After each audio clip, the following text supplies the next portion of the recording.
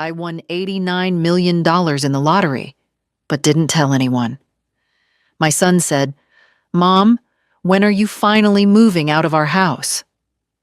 I quietly got up from the table and left. The next morning I bought their dream house, but not for them. Good day, dear listeners. It's Clara again. I'm glad you're here with me. Please like this video and listen to my story till the end and let me know which city you're listening from. That way I can see how far my story has traveled. My name is Margaret Eleanor Briggs, and I was 71 years old the night my son told me I had overstayed my welcome in his home. I want to tell you the whole story, from the beginning, because beginnings matter. They explain everything that comes after. I had lived in that house, my son Daniel's house, for 2 years by then, 2 years since my husband Harold passed away from a stroke in the middle of a Tuesday afternoon, sitting in his favorite armchair with a crossword puzzle on his lap. We had been married for 46 years. I didn't know who I was without him. After the funeral, Daniel had stood in my kitchen in Tucson, his hands in his pockets, and said, "Mom, you can't stay here alone. Come live with us." I had looked at the walls I'd painted myself, at the garden Harold and I had planted together, at the photographs on the mantelpiece, and I had said yes. I should have asked more questions before I said yes. Daniel's house was in Phoenix, a sprawling 4-bedroom place in a quiet suburb with a pool in the backyard and a 3-car garage. His wife, Renee, had decorated it in what she called modern farmhouse. White walls, shiplap, and throw pillows that cost more than my monthly grocery bill. It was beautiful. It was also not mine. I was given the guest room at the end of the hall. It had a window that faced the neighbor's fence. I was told not to rearrange anything. In those first months, I told myself it was an adjustment. Renee was busy with her real estate business. Daniel worked long hours at his engineering firm. Their 2 children, Caleb, 13, and Sophie, 10, barely acknowledged my presence unless they wanted something.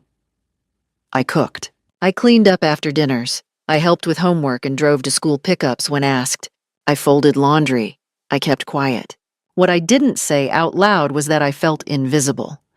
It crept in slowly, the way cold does through an old window frame. You don't notice it until you're already shivering. There was the time Renee had her book club over and introduced me to her friends as Daniel's mother, who's staying with us for a while, as though I were a house guest who had forgotten to leave. There was the Sunday Daniel and Renee took the children to brunch and simply didn't mention it to me. I discovered they'd gone when I came downstairs at 10 in the morning to find the kitchen empty and a note on the counter that said, "Back by noon. There's coffee." There was the budget conversation I accidentally overheard in October of that second year, when Renee's voice floated down the hallway from their bedroom. "She eats our food, uses our utilities, and contributes what, exactly?" I had stood in the hallway for a long moment. Then I walked back to my room and closed the door very quietly behind me. I want to be honest with you, I was not a saint. I questioned myself constantly. Was I too present? Not present enough? Too old-fashioned? Did I take up too much space in a house that wasn't mine? I thought about Harold every single night, about our small house with the yellow kitchen, about how he used to leave cups of tea outside my bathroom door in the morning because he knew I hated speaking before 9 o'clock. I thought about what I had given up to be here, in this white-walled house where I was tolerated. But I stayed. Because he was my son. Because I believed family was family. The lottery ticket was an accident, in a way. I had stopped at the gas station on Route 9 on a Thursday afternoon in February, on my way back from my doctor's appointment. The machine was right there near the register. I bought one ticket, the way I'd done perhaps a dozen times in my life, with no real expectation. I tucked it into my coat pocket and forgot about it for 4 days. I found out I'd won on a Monday morning, sitting alone at the kitchen table with my reading glasses and a cup of instant coffee. I checked the numbers twice, then 3 times. Then I sat very still for a long time, looking at the backyard through the sliding glass door, at the pool that had been covered for winter. $89 million. I did not make a sound. I folded the ticket and slipped it inside my Bible, between the pages of Proverbs, and I said nothing to anyone. That was February. The dinner happened in March. It was a Tuesday, unremarkable in every way. Roast chicken, mashed potatoes, green beans from a bag. Caleb was on his phone. Sophie was complaining about a girl at school. Daniel was tired from work and eating quickly, the way he always did when he was distracted. Renee was talking about a property she was closing on Friday. I was passing the rolls when Daniel said it. He didn't look up from his plate. His voice wasn't cruel. That was the thing that hurt most about it. It was simply tired, the way you sound when you're saying something you've been thinking for a long time. "Mom," he said, "when are you actually planning to move out? I mean, what's the plan here?" The table went quiet. Renee looked down at her plate. Caleb put his phone on his lap. Sophie stopped mid-sentence.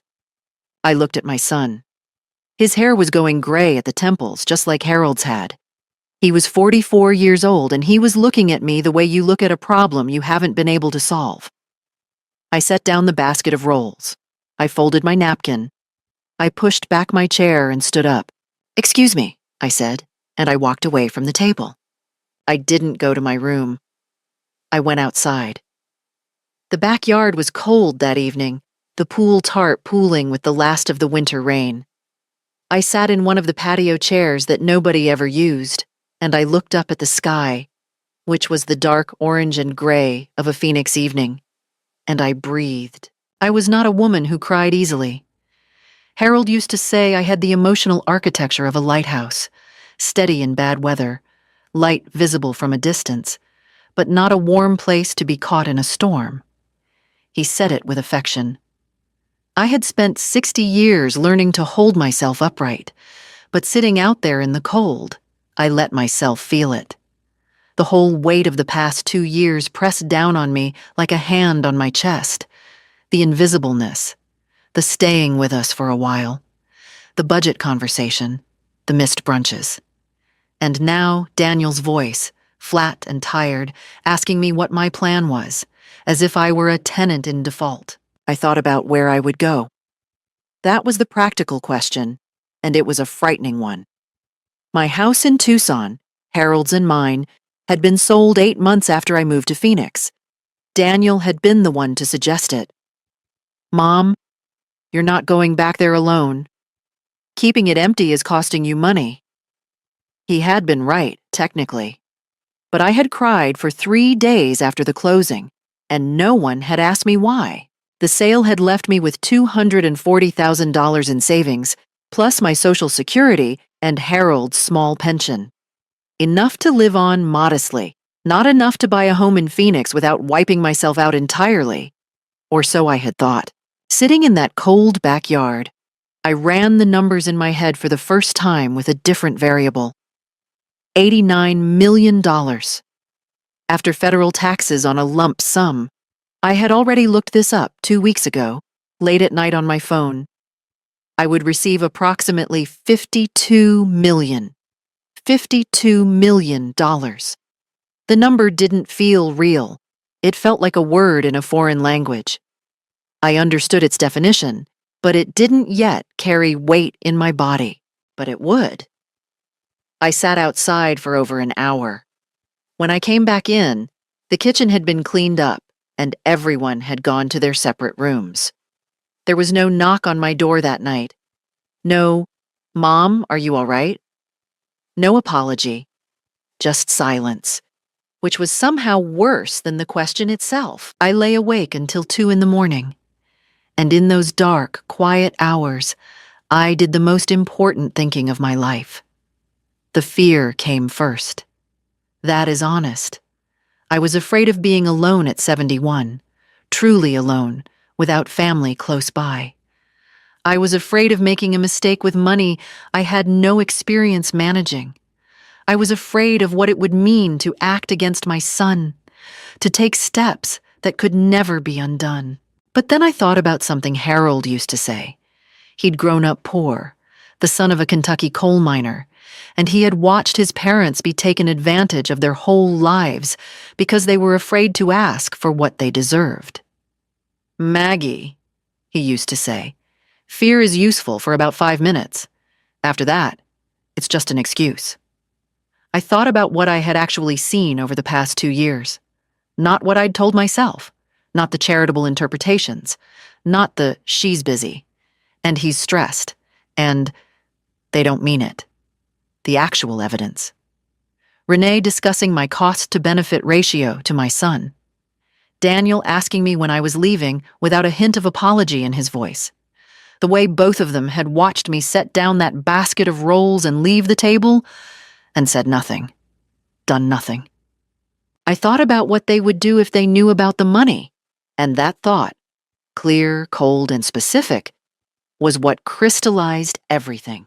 They could not know. Not yet. Perhaps not ever, depending on what happened next. I reached for the notepad I kept on my nightstand, and I began to write. Not a diary entry. A list. Step 1. Speak to no one in this household about the lottery. Not one word. Step 2. Claim the prize privately, through a financial advisor and an attorney, before anyone knows. Step 3. Establish financial independence entirely outside of Daniel's awareness. Step 4. Find a home. My home. Not a room at the end of someone else's hallway. I stared at the list for a while. It looked like the plan of someone much colder and more calculating than I thought I was. Then I thought about the rolls, the basket of rolls I had been passing when my son asked me when I was leaving. As though the answer were overdue, I circled step 4. I had spent 46 years building a home with Harold. I had spent 2 years letting myself be made to feel I didn't deserve one. That was over. I didn't know yet exactly what I was going to do with $52 million. But I knew what I was going to do first. I was going to get up, get dressed, and stop pretending that the way I was being treated was acceptable. The next morning, I was awake by 6. I showered, dressed in the gray blazer I saved for important occasions, and came downstairs before anyone else was up. I made coffee. I sat at the kitchen table, the same table, and I opened my laptop. I searched for estate attorneys in Phoenix who specialized in financial privacy. By the time Renee came downstairs at 7:30, heels clicking on the tile, I had 3 appointments booked under my maiden name, Briggs. She looked at me with a vaguely startled expression, as if she'd expected me to still be in my room. "Good morning," I said pleasantly. She poured her coffee and left for the office without another word. I watched her go, and for the first time in 2 years, I felt something other than invisible. I felt like myself. The attorney's name was Patricia Holloway. Pat, she insisted. A sharp-eyed woman in her early 60s who ran a boutique estate practice out of an office in Scottsdale. She came recommended through a financial planning directory, and when I called, her assistant had been businesslike and discreet.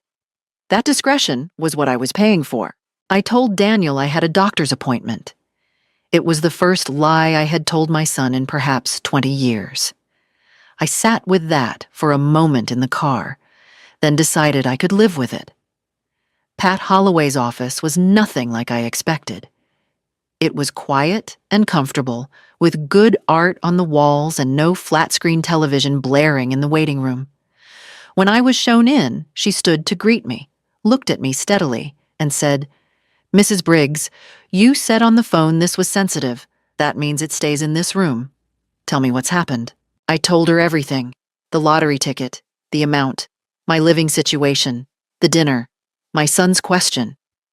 I laid it out in order, without embellishment, the way I had always done things. Harold had once said I gave information the way a good nurse takes a pulse, steady and accurate.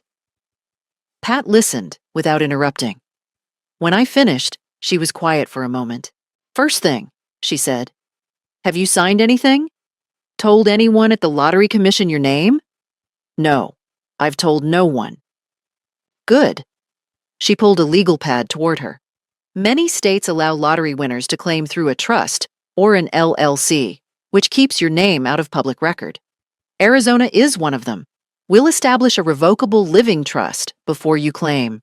Your name does not appear on any public filing. We also need to talk about a financial advisor. I have two I trust implicitly, and we need to discuss your current living arrangement and how you'd like to proceed. She said all of this calmly, as though helping 71-year-old women secretly manage lottery fortunes was a routine Tuesday. Maybe for her it was. I left her office 2 hours later with a folder of documents to review, a referral to a financial advisor named Charles Nguyen, and the distinct feeling that I had, for the first time in a long time, done something for myself. Over the next 3 weeks, I moved carefully. I met with Charles, who was thorough and patient, and never once made me feel foolish for asking basic questions. We discussed investment structures, tax implications, charitable giving options. The trust was established under the name Eleanor Properties, LLC. My middle name, Harold's mother's name. The lottery was claimed quietly. The funds routed into a private account I had opened at a bank on the other side of the city. I was meticulous about maintaining my routines at home. Same breakfast, same grocery runs, same quiet evenings, same woman they'd always overlooked. But things change when you stop trying to be invisible. It was Renee who noticed first. She had a talent for noticing things that were useful to her. It was what made her a good real estate agent, and, I suspected, a calculating daughter-in-law. She said something to Daniel on a Thursday evening. I heard it from the hallway. Again, not deliberately. The walls in that house were not thick enough for the conversations they had. She's been going out more. I saw a folder on the kitchen table before she took it to her room. Looked like legal documents. A pause. Then Daniel. She probably has stuff to sort out. Financial stuff from Dad's estate, maybe. Harold's estate was settled 2 years ago. Another pause. I'll ask her, Daniel said. He did ask me the following morning over coffee. Very casually, the way you ask something when you've rehearsed the casual. Mom, is everything okay? Renee mentioned you've had some appointments. Nothing medical, I hope? I looked at my son over the rim of my coffee cup. His face was open, concerned, and underneath the concern, something watchful. Something I recognized, but didn't want to name yet. I'm fine, Daniel, I said. Just some administrative things to get in order. You know how it is at my age. Paperwork never ends. He nodded and let it go. But I noticed that evening, Renee left her laptop open on the kitchen counter in a way that seemed accidental, but wasn't. I noticed, too, that the folder I had left in my room, locked with a small combination lock I'd bought at the pharmacy, had been moved a half-inch to the left. Someone had tried to open it. I sat on my bed and looked at that folder for a long time. Then I did something I hadn't planned to do for another few weeks. I drove to a FedEx office, made certified copies of every document inside, and had them couriered to Pat Holloway's office for secure keeping. And then I drove to a neighborhood I had noticed on one of my drives across the city. A quiet street, older trees, houses with proper yards and front porches. The kind of neighborhood that reminded me of the Tucson street where Harold and I had raised Daniel. I had already been speaking to a real estate agent. Not one who knew Renee, I had been careful about that. A woman named Judy, who worked an area well outside Renee's professional territory. One house in particular had stayed in my mind since the first time Judy had sent me the listing. 4 bedrooms, a sunroom facing east, a yard big enough for a garden, quiet street, good bones. The kind of house that felt like it was waiting. When I got home that evening, Daniel and Renee were sitting in the living room together. They stopped talking when I walked in. Renee looked at me with a smile that didn't reach her eyes. Margaret, she said. She rarely called me by my name. It was usually Daniel's mom, or nothing at all. We were just thinking it might be nice to have a family dinner Sunday. All four of us. Really catch up. I looked at her. I looked at Daniel. I thought about the folder moved a half-inch to the left. That sounds lovely, I said, and I went upstairs to call Judy about the house. The offer went in on a Wednesday morning. Full asking price, cash, through the trust. Clean and fast, the way Pat had advised. Judy called me from the car as I was walking back from the neighborhood pharmacy. Margaret, they accepted. We're in escrow. Her voice had the particular warmth of a professional who genuinely liked her client. 30-day close. Congratulations. I stood on the sidewalk in the February sunshine and let the word settle over me. Mine. I had not felt that word applied to a place since Tucson. The closing was set for the second week of March. I said nothing at home. I continued to be the quiet woman at the end of the hall. I cooked Tuesday dinners and drove Sophie to her violin lesson and smiled at Renee's book club acquaintances if I passed them in the driveway. But the information had legs. Real estate transactions in Arizona are public record. Renee knew this. It was her industry. I would later learn that she had set up an alert on a property data service for my name and, when that produced nothing, had apparently been searching variations. She found it through the trust name after a neighbor, a woman named Carol, who knew both Renee and my real estate agent Judy from a networking group. Mentioned she'd heard Judy was closing a cash deal on Whitmore Lane. Renee was a fast connector of dots. She came to my room on a Saturday morning. She did not knock first. I was at my small writing desk when the door opened, and I will say this for Renee. She did not bother with a warm-up. She closed the door behind her, stood in the center of my room, and said, "You bought a house." I turned from my desk. I was wearing my reading glasses and the cardigan Daniel had given me for Christmas 3 years ago. I looked at my daughter-in-law, who was 41 years old and very beautiful, and very used to getting what she wanted from people. "I've been looking for a place," I said. "Yes. A 4-bedroom house on Whitmore Lane, cash transaction, through a trust called Eleanor Properties." She crossed her arms. "Where did the money come from, Margaret?" "I have savings," I said. "Daniel and I discussed your finances after Harold's estate closed. You had enough to live on, not enough to buy a house in this market." I noticed she said, "Daniel and I discussed your finances," as simply as you'd discuss the weather, as though my finances were a matter of household administration. "Things change," I said. Her eyes narrowed. She was doing the math. I watched her do it. "Did you inherit something?" she said. "An account we didn't know about?" I took my reading glasses off and set them on the desk. "Renee," I said, "is there a reason you feel entitled to an accounting of my personal finances?" The temperature in the room dropped. She was quiet for exactly the right amount of time, the silence of someone recalibrating. Then, "We've supported you for 2 years, Margaret. We took you in when you had nowhere to go. I think we deserve some transparency." There it was. Took you in. I had been cooking their dinners and driving their children and making myself small in their home for 2 years, and the ledger in her mind read, "We took her in." "You have been very generous," I said. My voice was steady, "and I am grateful. I'll be out of your home within the month." I turned back to my desk. She did not leave. "If you've come into a significant amount of money," she said, and now her voice had a harder edge, "Daniel is your son. He is your heir. He has a right to know. There are estate considerations, tax implications." "I have an attorney and a financial advisor," I said without turning around, "both very competent." "Margaret," her voice sharpened, "if you are hiding assets and something happens to you, it will create enormous legal complications for this family, for Daniel. You should think about that." I set down my pen. "I have thought about everything very carefully," I said. "Thank you." She left. The door closed, harder than she'd opened it. I sat at my desk and my hands were shaking. Not from fear, exactly. From the effort of holding still when every part of me wanted to stand up and say all the things I had not said in 2 years.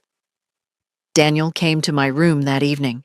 He sat on the edge of the bed, the guest bed, the narrow bed, in the room with the window that faced the fence, and he looked at his hands. "Renee's upset," he said. "I noticed." "Mom?" He looked up.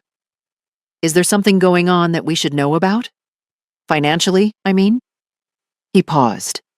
"I know I said some things at dinner that were... I could have put it better. I'm sorry about that. But this feels... Renee says you were evasive, and it's making us worried." Worried? That was the word he chose. I looked at my son. I thought about the 14-year-old who had cried for an hour when our dog Chester died. I thought about the young man who had called from his college dorm to tell me he'd gotten an A on his engineering thesis. I thought about the 44-year-old who had asked me when I was leaving without once looking up from his plate. "You don't need to worry about me," I said quietly. "I am going to be fine." He waited. When I said nothing more, he nodded slowly and left. 3 days later, I drove to Whitmore Lane alone and sat outside the house in my car for 20 minutes. The yard had old oak trees. The porch had a swing. I thought, Harold would have loved this. I drove home and slept better than I had in 2 years. The shift in the atmosphere of that house was noticeable the Monday morning after Daniel's visit to my room. Renee made breakfast. This had not happened since my first week there, 2 years ago, when the welcome was still being performed for an audience. She made French toast and fresh coffee and set a place at the table for me without being asked. She was wearing a cream silk blouse and her good earrings, and she smiled at me with the full warmth of a woman who had decided to change her approach. "Morning, Margaret," she said. "Sit down, it's almost ready." I sat down. Caleb looked up from his phone with a vaguely confused expression, as if he sensed atmospheric pressure had changed. Sophie hummed something under her breath. The breakfast was delicious. I complimented it sincerely because it was sincere. Good food is good food. Over the following week, I was invited to accompany Renee on errands, casually, as if it had always been the custom.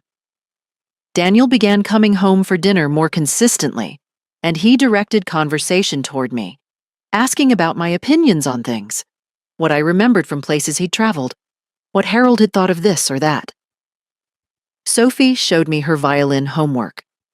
Caleb, extraordinary boy, 13 and deeply uncommunicative, brought me a bag of the licorice candies I mentioned once, 6 months ago, that I'd loved as a child. It was a well-executed campaign. I recognized it because I had spent 46 years watching Harold negotiate contracts. He was a structural engineer, and the good ones, he always said, knew that the most dangerous moment was when the other party stopped pushing and started smiling. They wanted to know about the money. They wanted to reposition themselves before I left. And if they could make me feel guilty enough, or grateful enough, or loved enough, perhaps I would reconsider the house, the attorney, all of it. I was not cold to them. I want to be clear about that. I was present and pleasant, and I received their attention with grace. I thanked Renee for the breakfast. I talked with Daniel about his father. I ate Caleb's licorice, but I did not tell them anything. The closing on Whitmore Lane was scheduled for Thursday of the following week.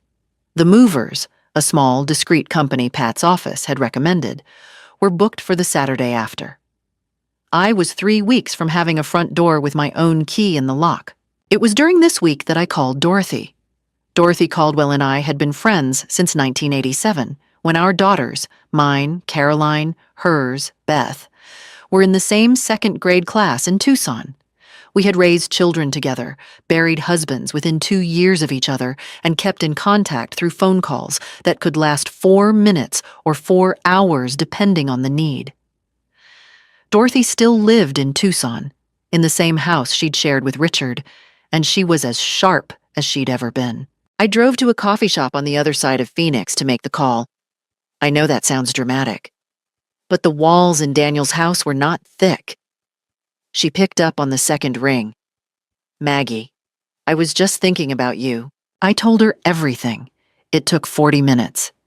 She asked one clarifying question and made no other sounds except, occasionally, the kind of deep exhale that means a person is processing something very large. When I finished, she was quiet for a moment. "You're really doing it," she said. "I am." "Good." Her voice was firm and warm in equal measure. "I'm going to say something, and I want you to hear it. What you're doing is not cold. What you're doing is correct. You gave that family 2 years. You gave them your time and your cooking and your presence and your dignity, and they treated you like a liability. The fact that you didn't blow up the dinner table is more grace than most people would manage." I felt something release in my chest that I hadn't known was held. "I'm a little afraid," I admitted. "Of course you are," she said simply. "Fear means it matters. But Maggie, you've been afraid before and you kept going. That's not new." We talked for another half hour. She offered to come to Phoenix for the move-in weekend, and I said yes before she'd finished the sentence. We made a plan. She would drive up Friday, we would do the final walkthrough of the house together, and she would be there when I carried my boxes through the front door of a home that was mine. When I hung up and sat in the coffee shop for a few minutes before driving back, I noticed that the shaking in my hands, the kind that had started the morning Renee walked into my room, was gone. I had been holding the weight of this alone for weeks. I had not realized how much lighter it was to have one other person on the ground beside me. I drove back to Daniel's house. I made dinner. I passed the rolls. I said very little, but when I went to bed that night, I slept deeply without dreaming. They came together on Wednesday evening, 4 days before the move. I had been in my room after dinner, wrapping the small framed photographs I kept on the windowsill, Harold and me at Yosemite. Caroline's college graduation. A picture of Daniel at age 9, missing 2 front teeth, holding a fish he'd caught at the lake in Colorado. I heard both sets of footsteps in the hall before the knock. Daniel opened the door. Renee stood slightly behind him, which was not her usual position. She tended to enter rooms first. Her arms were at her sides. She looked rehearsed. "Can we come in?" Daniel asked. "Of course," I said. I set down the photograph of the fish. They came in and sat on the edge of the bed, side by side. I took the desk chair, turned to face them. My hands were folded in my lap. The packing box was half full behind me. Renee spoke first. "Margaret, we want to start by saying we're sorry. Both of us. This last year, and especially the dinner, it was wrong. Daniel should never have said that." She looked at my son. "I shouldn't have," he said. He met my eyes, and I could see he meant it, at least partly. "Mom, I don't want you to leave like this. I don't want this to be how things are between us." I waited. "We've been thinking," Renee continued, and here her voice shifted almost imperceptibly, from warm to careful, "that maybe everything's happened so fast. You found a house, you're packing, but it doesn't have to be like this. If you need more space here, we can convert the study, or—" She paused for effect. "If you want your own place, we could help you look. Together, as a family. We have contacts in the market. We know the neighborhoods. We could make sure you end up somewhere, safe and close." Safe and close. She wanted to know the neighborhood. She wanted to be part of the transaction. "We just feel," Daniel said more quietly, "that going through all of this alone, with attorneys we've never met, financial advisors, Mom, that's a lot to manage by yourself. We want to help. We're your family. That's what family is for." I looked at my son, then at Renee. I thought about the folder moved a half-inch to the left. I thought about took you in. I thought about Renee's voice through the bedroom wall. She eats our food, uses our utilities, and contributes what exactly? I thought about the fact that they had sat in this room, on this guest bed, and framed wanting control over my finances as wanting to keep me safe. I appreciate what you're saying, I said. Both of you. Renee's expression became more earnest. She leaned forward slightly. Margaret, if you've come into money, and I think you have, I think something significant has happened. Please don't make decisions in a vacuum. Daniel is your only son. Think about what Harold would have wanted. Think about what this does to your relationship with your grandchildren. Caleb and Sophie love you. There it was, the children. They do love me, I said. And I love them. That's not going to change. Then why are you doing this alone? Her voice had an edge now, carefully wrapped in concern. What has someone told you that made you feel like you need to hide things from us? I looked at her for a long moment. No one told me anything, I said. I watched and I listened and I drew my own conclusions. I've been doing that for 71 years. I'm quite good at it. The warmth in Renee's face shifted. It was a small shift, but I'd been watching her face for 2 years. You're making a mistake, she said. Her voice was flat now, the performance peeled back. Margaret, Daniel put a hand out. Whatever you have, whatever this is, if you're not careful, someone will take advantage of you. People will find out. You'll be a target. We are the people who should be protecting you. Protecting me, I repeated. Yes. I unfolded my hands. I stood up from the desk chair. I was not a large woman, but I had good posture. Harold used to say I had the spine of someone who'd been told her whole life to stand up straight and had believed it. I have a very competent attorney, I said. I have a financial advisor I trust. I have a best friend of 40 years coming to help me move. I have a house on a street with oak trees and a porch swing, and the closing is in 48 hours. I looked at them both. I am not a woman who needs protecting. I am a woman who needed to be treated with dignity. There is a difference. Renee stood up. Her jaw was tight. You'll regret this. Maybe, I said. I can live with that. Daniel looked at me for a long moment. Something moving behind his eyes that I couldn't fully read. Something not quite anger. Maybe the beginning of understanding. Or maybe the anger's quieter cousin. And then he followed his wife out of the room. The door closed. I sat back down. My heart was beating fast. I looked down at the photograph still in my hand, the one of 9-year-old Daniel with the fish. His smile was enormous, the kind children have before they learn to manage their faces. I had loved him so much at 9. I loved him still, which is perhaps the most difficult part of any of this to explain. But love, I had learned, did not require you to make yourself small. I set the photograph in the packing box face up, surrounded by tissue paper. Then I went downstairs, made myself a cup of tea, and sat with it at the kitchen table in the dark for a while. The fear was there. I won't pretend it wasn't. But underneath it, quiet and clean as a current, was something else entirely. I was still standing.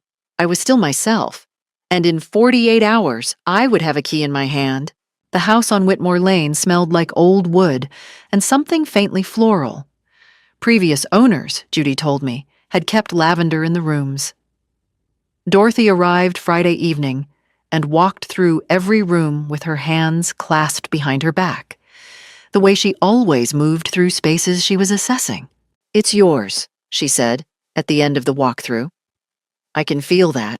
It already knows it. I don't know that I believe in houses knowing things. But I believed her. We moved in on Saturday. The movers were efficient and quiet. By afternoon, my boxes were stacked in the rooms where they belonged, and Dorothy and I sat on the porch swing with iced tea while the March light went golden over the oak trees. For the first time in 2 years, I exhaled completely. I had sent Daniel a text the morning of the move. I've moved out today. The room is cleared and clean. Thank you for the time I was there. I'll be in touch about getting together soon. Brief, civil, true.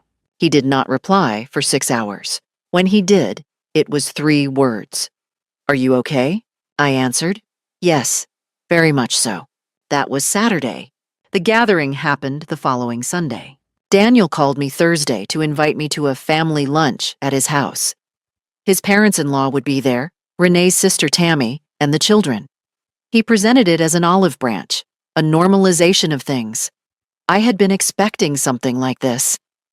I said yes. I called Pat Holloway on Friday morning. I told her what I was walking into. She was quiet for a moment and then said, "Do you want me to prepare anything?" I said yes, and we spoke for an hour. I also called Charles Nguyen, who sent me a summary document I printed and placed in my good leather folder. When I arrived at Daniel's house on Sunday at noon, the table was set for 9, and the house smelled of something in the slow cooker. Renee's parents were there. Gary and Linda, polite, in their late 60s, who had always been kind to me. Tammy, Renee's younger sister, sat next to her husband. The children moved between rooms. It looked warm. It was constructed to look warm. I greeted everyone, accepted a glass of water, and sat in the chair they had placed, deliberately, I noted, in the corner, slightly removed from the table's main axis. The observer's seat. Lunch was served. Conversation moved through weather, the children's activities, a trip Gary and Linda were planning. Renee let it run for approximately 40 minutes before she moved. "I wanted to say something," she began, addressing the table generally, her voice taking on the register of a woman making a considered, reluctant announcement. "I want to say it because I think families should be able to talk about hard things." She looked at me. "We are worried about Margaret." Gary and Linda looked at me with concern. Tammy arranged her face into sympathy. "Margaret has recently made some significant financial decisions, large ones, without consulting any of us. Without consulting Daniel, who is her son and her closest family. We have tried, gently and privately, to understand what's happened, and she has not been forthcoming." Renee paused. "We believe she may have come into a sum of money, and that she is being guided by people she's only recently met, in ways that could be very harmful. We think, as a family, we need to address this together." The table was quiet. I looked at Renee. I looked at Daniel, who was looking at the table. Then I reached down and opened my leather folder. "I appreciate the concern," I said. My voice was level, the way a room is level when all the furniture is in the right place. "Since we're talking about it openly, let me be open." I looked around the table, at Gary and Linda, at Tammy, at the children half listening from the other room. In February of this year, I won the state lottery. The prize, after taxes, was approximately $52 million. I let that sentence exist for a moment. I did not tell anyone in this household because I wanted to understand my situation clearly before making decisions. I retained a licensed estate attorney and a certified financial advisor. I purchased a home. I have done all of this legally, thoughtfully, and with appropriate guidance. The table was completely silent. Renee's expression had gone very still. "What I can also tell you," I continued, and now I turned to face her directly, "is that 2 weeks before I claimed the prize, I heard a conversation through the walls of the guest room in which I was told I was a financial burden. I can tell you that my personal documents were tampered with in my room. I can tell you that every expression of warmth and concern in this household, in these last few weeks, coincided precisely with the moment it became apparent that I had engaged an attorney and was preparing to leave." I closed the folder.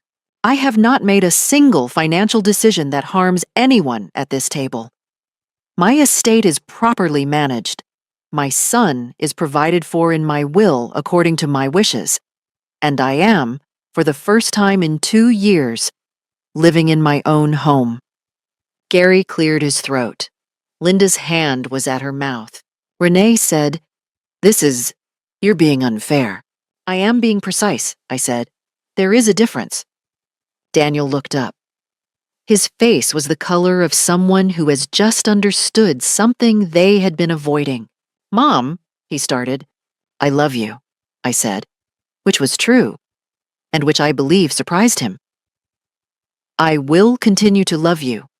but I am no longer going to manage my life around the anxiety of people who saw me as a problem to be solved.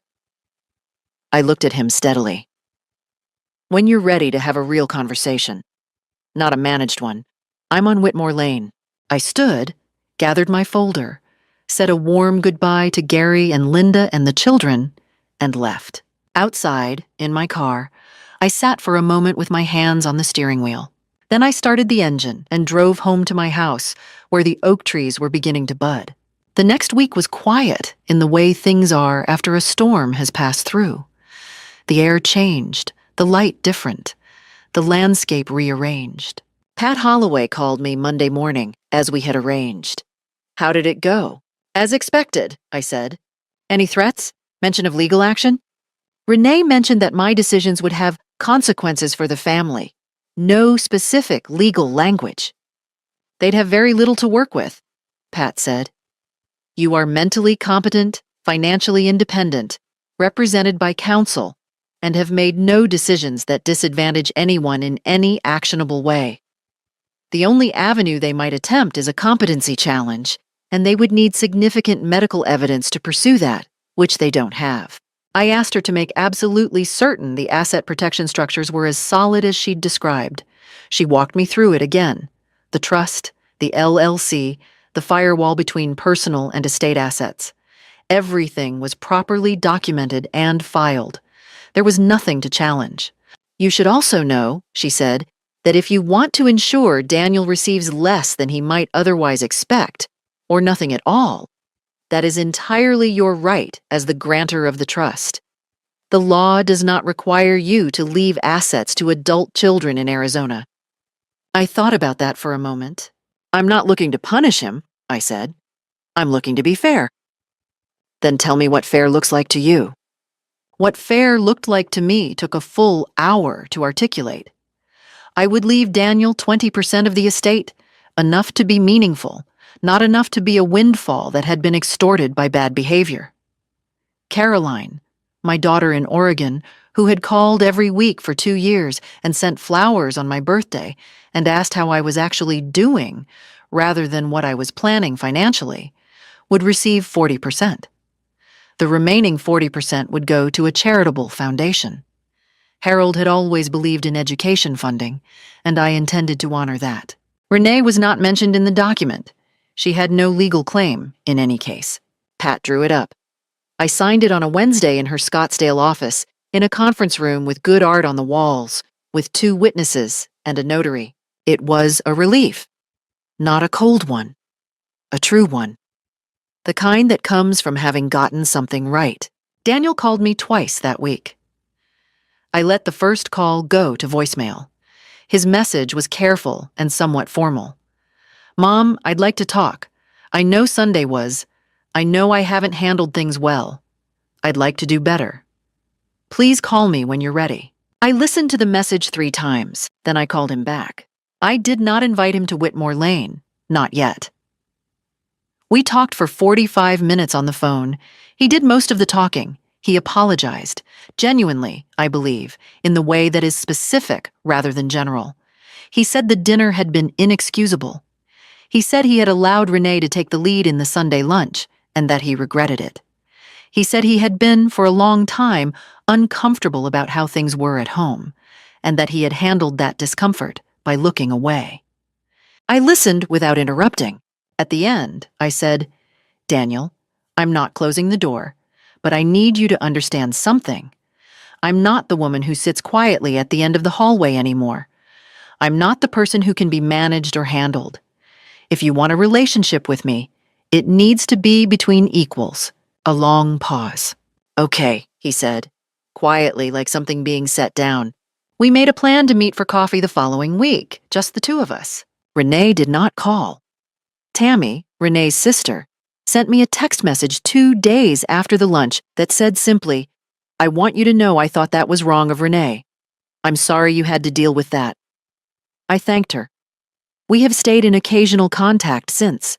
Through Judy, I learned that Renee had called to inquire about the Whitmore Lane transaction, who my agent was, what the financing looked like, whether anything in the filing was unusual.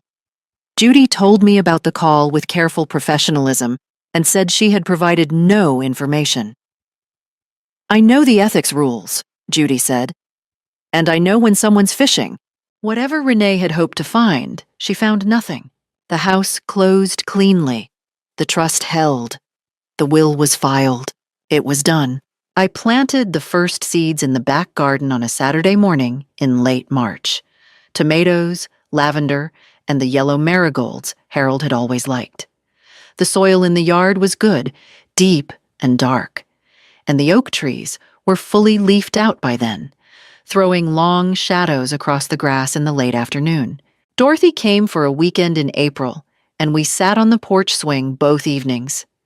She brought a cast-iron pan from her kitchen as a housewarming gift and cooked the best cornbread I had eaten since Harold's mother was alive. "You did it," she said on the second evening. "I did it," I agreed. The porch was quiet except for the neighborhood sounds. A lawnmower somewhere. Children. Birds in the oak trees. The light was the specific amber of an Arizona late afternoon. The kind that makes everything look like it's been painted by someone who understood that ordinary things are worth preserving. I had not been this quiet inside myself in a very long time. Spring moved into summer on Whitmore Lane, and I learned the rhythms of a house that was mine. The east-facing sunroom was extraordinary in the mornings. I moved a small table and chair there within the first week and took to eating breakfast in the early light with a book.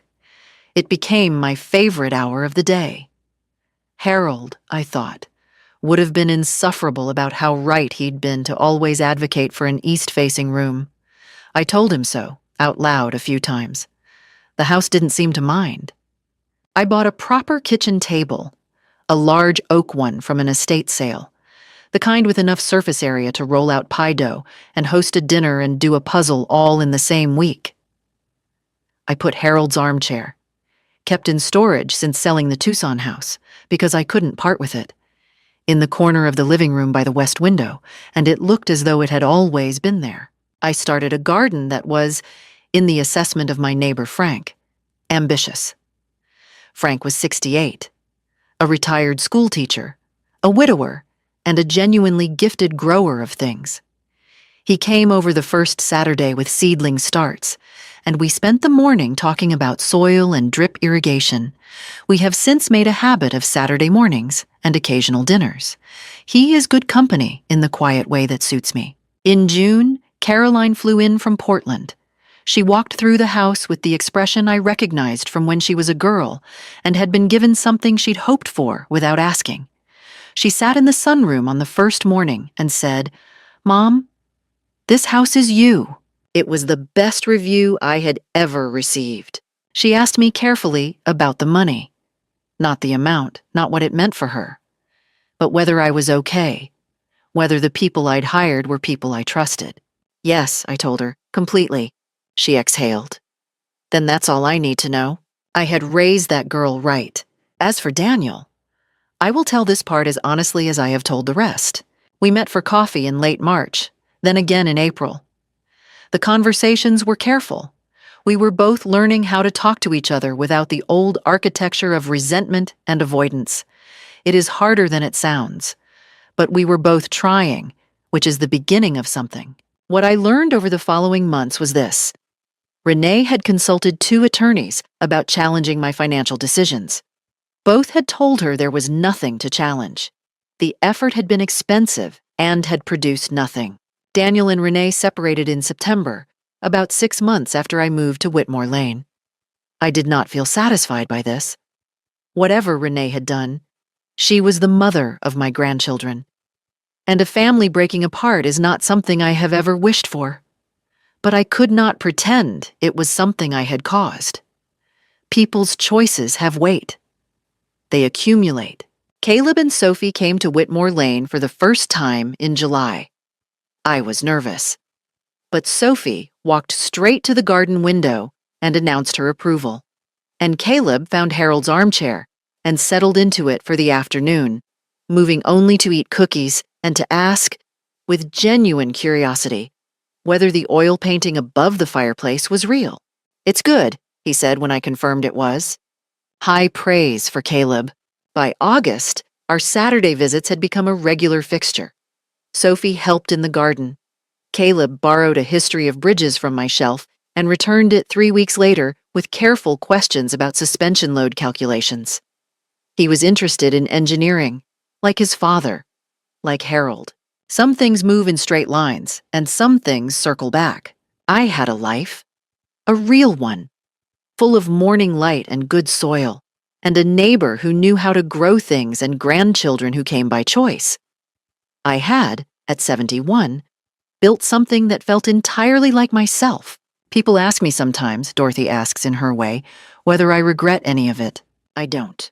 What I learned at 71, in a guest room with a window that faced a fence, is something I should perhaps have learned earlier. Dignity is not given. It is held onto. No one hands you a life that makes you feel like yourself.